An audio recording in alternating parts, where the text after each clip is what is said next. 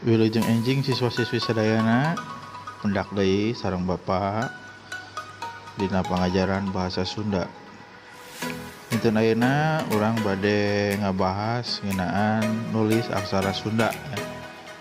Jadi dimana di piharep si laing sadaya tiasa nulis nggunakeun aksara Sunda. Berdasar catatan sejarah, aksara Sunda sudah dipakai semenjak abad ke-14. Salah satu buktinya adalah prasasti Kawali yang berada di Astana Gede Ciamis, yang dibuat sebagai peringatan terhadap kebesaran Prabu Niskala Wastukencana, seorang raja dari kerajaan Sunda Galuh Pakuan yang berada di Ciamis. Aksara Sunda dibagi menjadi 4 bagian, yaitu vokal, konsonan, rarangken, dan angka. Nu kahiji atau yang pertama adalah aksara Sunda ngalageuna atau konsonan. Di dieu ada beberapa kata, yaitu ka, ga, nga, ca, ja, nya, ta, dana, pa, ba, ma, ya, ra, la, wa, sa, ha. Dan berikut dengan contoh bentuk aksaranya. Yang kedua, aksara Sunda suara atau vokal mandiri. Di Sunda memiliki vokal yang mirip, diantaranya adalah e, dan e. Awas, jadi di sini kalian harus bisa membedakan mana penggunaan e, dan e. Huruf vokal yang biasa digunakan antara lain adalah a, e, pakai curep, i, o, u, e, dan e. Itu eu dibaca e. Dan berikut selanjutnya adalah rarangken. Rarangken merupakan perubahan vokal a menjadi vokal yang lainnya. Contohnya sebagai berikut. Rarangken dibagi menjadi 3. Ada rarangken di atas, rarangken. Berikut adalah contoh rarangken di bawah atau di handap. Ada yang disebut panyuku, yaitu membuat vokal aksara ngalagenda dari a menjadi huruf u. Itu bisa ditulis, bisa dilihat penulisan rarangkennya. Yang kedua ada rarangken panyakra, yaitu adalah menambah konsonan R di tengah suku kata. Bisa dilihat cara penambahannya, itu yang dilingkari adalah contoh huruf konsonan. Terus ada rarangken panyiku, menambah konsonan L di akhir suku kata dari konsonan aksara Sunda K jadi berubah menjadi kla. Berikut adalah bentuk huruf rarangken kla.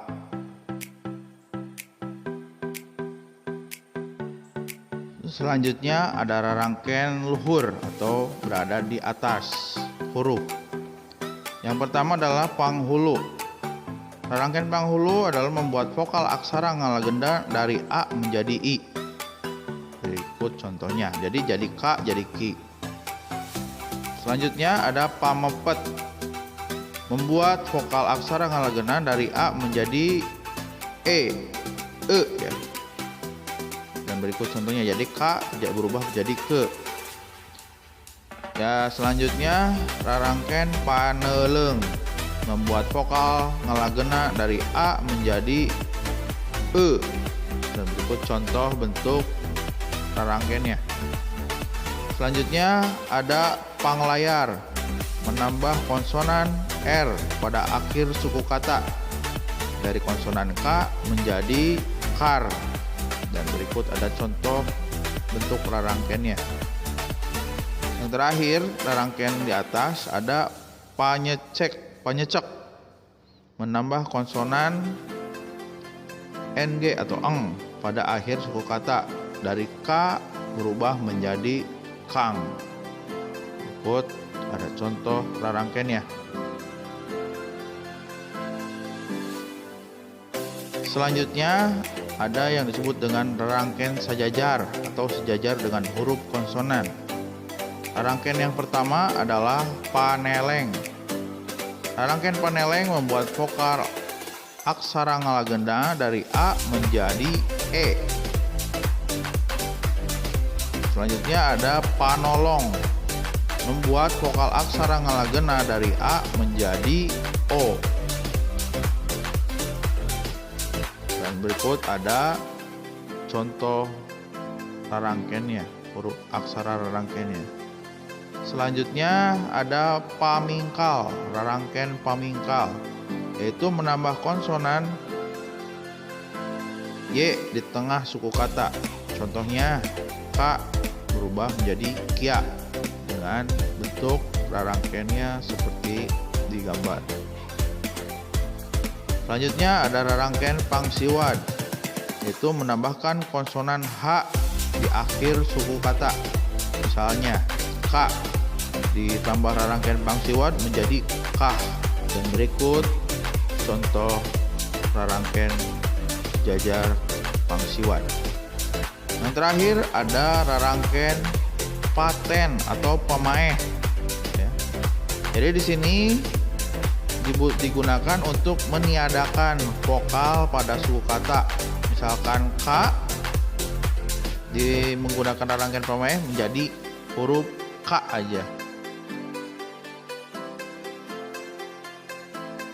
Yang terakhir adalah bentuk angka aksara Sunda. Ini bisa dilihat ada angka 1, angka 2, angka 3, angka 4, angka 5, angka 6, angka 7, angka 8, angka 9, dan 0. Berikut adalah contoh aksara Sundanya.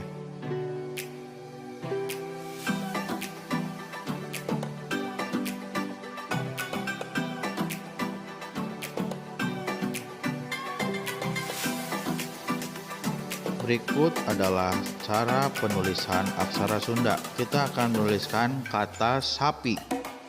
Dengan cara penulisannya dari kata konsonan sa dan pi. Ya, di sini dijelaskan untuk penulisan kata dasar pi itu berasal dari konsonan pa dengan penambahan rangkaian i.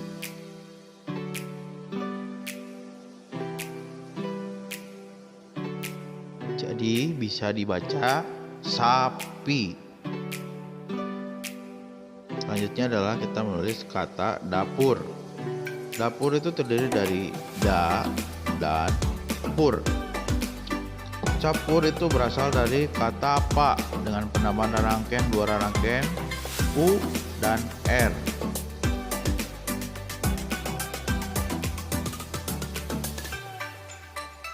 Kata selanjutnya adalah kata rujak. Ditulis dengan aksara Sunda yaitu dari kata ru, ja, dan ka. Jadi dibaca rujak. Itu dari kata dasar ra, penambahan dirubah menjadi u, jadi ru. Kata konsonan ja dan kata konsonan k dengan menggunakan rangkaian pemaeh jadinya k. Jadi dibaca rujak.